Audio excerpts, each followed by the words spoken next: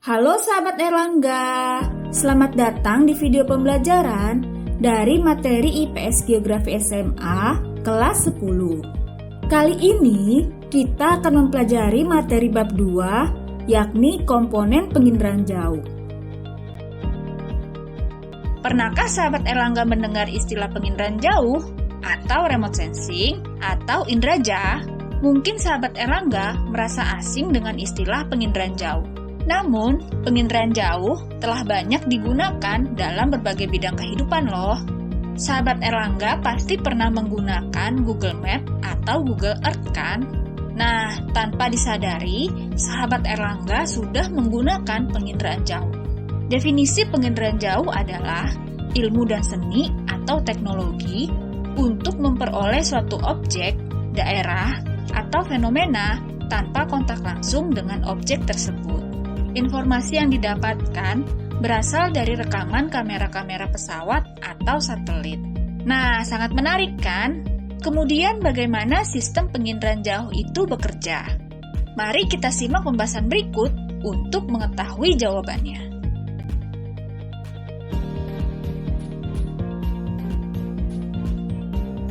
Sebagai suatu sistem, penginderaan jauh terdiri dari komponen-komponen.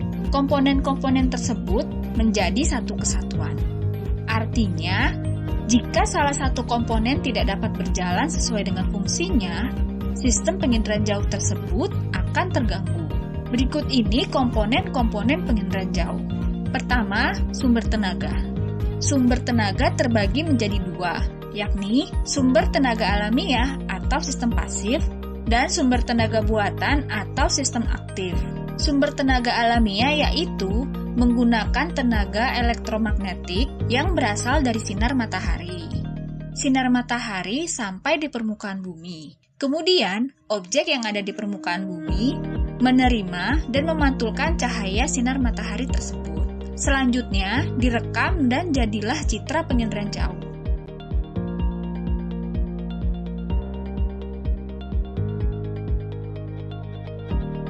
Adapun sumber tenaga buatan menggunakan tenaga buatan berupa gelombang mikro yang dipancarkan oleh alat perekam.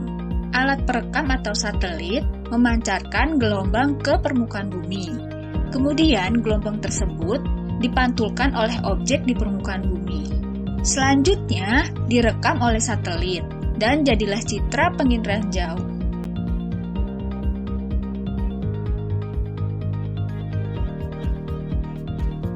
Komponen yang kedua adalah atmosfer. Fungsi atmosfer yaitu menyerap, memantulkan, dan melewatkan radiasi elektromagnetik. Atmosfer bersifat selektif terhadap panjang gelombang, sehingga hanya sebagian kecil tenaga elektromagnetik yang dapat mencapai permukaan bumi dan dapat digunakan untuk penginderaan jauh.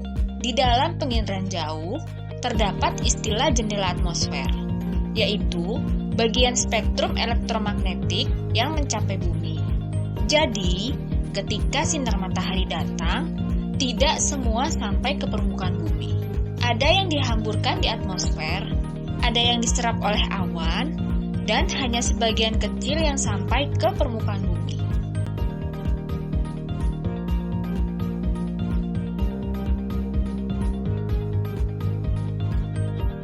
Selanjutnya, komponen yang ketiga adalah objek.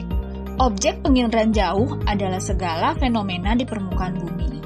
Contohnya, citra penginderaan jauh ini menunjukkan objek kipas aluvial yang terdapat di sekitar wilayah sungai. Setiap objek mempunyai sifat tertentu dalam memantulkan tenaga ke sensor atau ke alat perekam. Misalnya, suatu objek banyak memantulkan sinar matahari, maka objek tersebut akan terlihat lebih terang, seperti permukiman atau rumah-rumah penduduk. Sedangkan objek yang sedikit memantulkan sinar matahari akan terlihat lebih gelap, contohnya sungai dan danau. Komponen keempat adalah sensor. Apa itu sensor? Sensor adalah alat untuk menerima atau merekam tenaga yang datang dari objek di permukaan bumi. Kemampuan sensor untuk menyajikan gambaran objek terkecil disebut resolusi spasial. Semakin besar resolusi spasialnya, maka citra yang dihasilkan akan semakin jelas. Komponen yang kelima yaitu wahana. Wahana adalah kendaraan yang mengangkut atau membawa alat pemantau dalam penginderaan jauh. Jika objeknya permukaan bumi, maka kita harus merekam gambarnya dari ketinggian. Tidak bisa mengambil gambar dari jarak yang dekat. Wahana yang biasa digunakan dalam sistem penginderaan jauh diantaranya satelit, balon udara, pesawat, dan drone. Komponen penginderaan jauh yang keenam adalah analisis dan perolehan data. Analisis data dapat dilakukan dengan dua cara, yaitu dengan cara manual dan digital. Analisis manual dapat dilakukan dengan cara interpretasi citra penginderaan jauh secara visual dengan menggunakan alat bantu yang disebut stereoskop.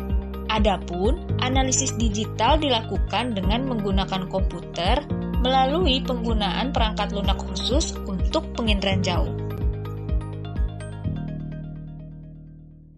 Dan komponen yang ketujuh atau terakhir adalah pengguna data. Pengguna data yaitu orang atau lembaga yang memanfaatkan hasil penginderaan jauh. Saat ini, banyak sekali orang atau lembaga, baik lembaga pemerintah maupun lembaga swasta, di berbagai bidang yang menggunakan penginderaan jauh, seperti di bidang tata guna lahan, pertambangan, dan mitigasi bencana.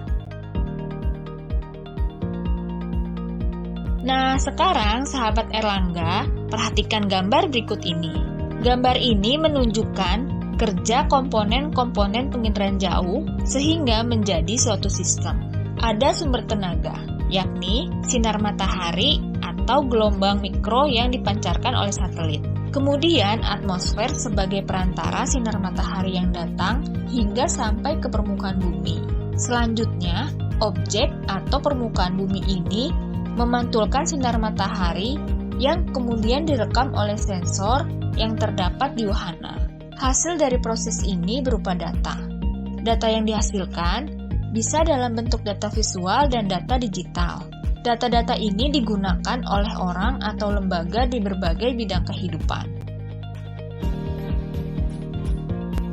Demikian untuk video pembelajaran materi geografi kali ini. Terima kasih telah menyaksikan. Sampai jumpa lagi sahabat Erlangga, dan selamat belajar!